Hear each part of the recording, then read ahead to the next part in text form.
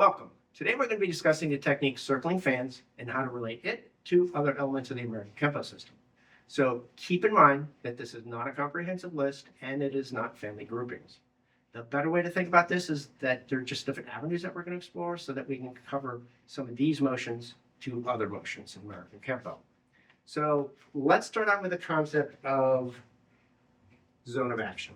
So zone of action basically means where we are in relation to our opponent as we're doing our actions. So to get a little bit more specific, it's basically where we are in relation to their extremities. So let's start out with circling fans. So if you'll notice what's happening here, they're doing the 1 with 2, but the important part of this relationship is where we are. We are on top of the hands, okay? So let's switch that up a little bit and do some opposites. We were talking about 1, then 2. Let's do 1 with 2 and end up with our zone of action underneath. That would bring in something like a thrusting wedge, heavenly ascent, blinding sacrifice, etc. So we've done the zone of action underneath. Can we go back on top but keeps that same timing? Well, yeah, that would bring in something like hooking wings. Okay, so we've done on top, underneath. Notice they're low and high, and then we can do something in the middle, and that would put us between the hands. So our zone of action here on parting wings would be between the hands. Okay, so how about going back to our original timing, the 1, then 2 timing? We could do that, and that would bring in something like an unfurling crane. Okay, so we've done all this stuff between. What about on the outside? Okay, let's keep that 1 with 2 timing again. That brings in something like the protecting fans, where we're actually now on the outside of that right. Or we can do the opposite and get on the outside of the left. Now bring in something like a shield and sword. Okay, so we've done this with the 1s and 2s, 2s with 1s. What about singles? We could do the exact same thing. Let's start out between the hands, in this case on the inside of the right. That would bring in something like a delayed sword and a variety of other techniques. On the inside of the left, and bring us something like a sword instruction. Back between the hands again would bring us back to parting wings again. But then we still have the outsides. That would bring us into something like, I don't know, name your outside of the right technique. In this case, let's go with the high, middle, low again. And that would bring us into something like a sleeper, a thunder and hammers, or dance of death. But that's only one way to think about that. And then we can go back to the outside of the left again. That would bring us back into our shield and sword, or even something like a reversing mace, or even a gripping talon to continue with that high, middle, low zone again. Okay, enough of that. Let's move on to a different way of thinking about this, an alternate way of generating power.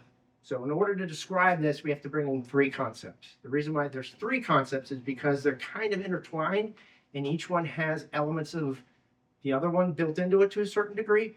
And as we go forward, we're going to show you the differences between the two, even though a lot of times you can use them interchangeably. So let's start out with our base technique. At the very end, what are we doing here? We have this knee and we have this forearm strike. So the concept here is direct opposites. So direct opposites in this case, if you'll notice, my mass is not engaged in the generation of power. It's actually off to the side. So we notice there's a line here and a line here. So what's happening here is the fact I'm generating power by making my leg go in the direct opposite direction as my arm. In this case, on this vertical. Okay, so that gives us the concept of direct opposites. So let's move on to something a little bit more general in that, and that's called centered mass. That would bring us into something like a defensive cross, to where after the kick, we get to this piece here, and if you'll notice what's happening is we call this centered mass because my mass is actually staying in the center here, and the arms and leg in this case are generating power. But if you notice, it still has an element of that direct opposite, but we call it centered mass because the mass is actually centered in this case. So let's bring in the third concept, and that would bring us into a third technique like fatal deviation, to where they turn a little bit so you can see it into the camera. After we do this buckle, you'll notice that his head is directly over his knee, or relatively over his knee. You'll notice that when we do this strike, the knee is actually hitting the inside of their knee. My hand is going to their eye, but notice what's happening here is they're on a vertical plane as I do that. And again, my mass is no longer used as power generation. And we call this midpoint balance, because our balance is now in the midpoint between these two stripes.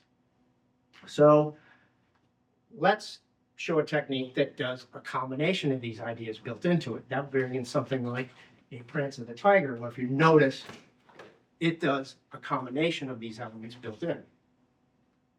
Now let's talk about one other group of techniques here. If you notice, we've got that 1 with 2 concept, 1 then, 1 with 2, 1 then 2, 2 then 1, et cetera, et cetera.